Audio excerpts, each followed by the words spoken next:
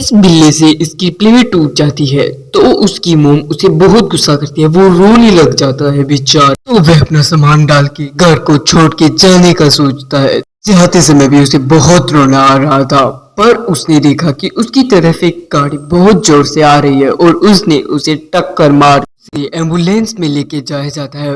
उसकी मम्मी को भी कॉल करके बताया जाता है कि उनके बेटे का एक्सीडेंट हो गया। उनकी माँ आके बहुत रोती है। क्या आपने इसके लिए सब्सक्राइब किया?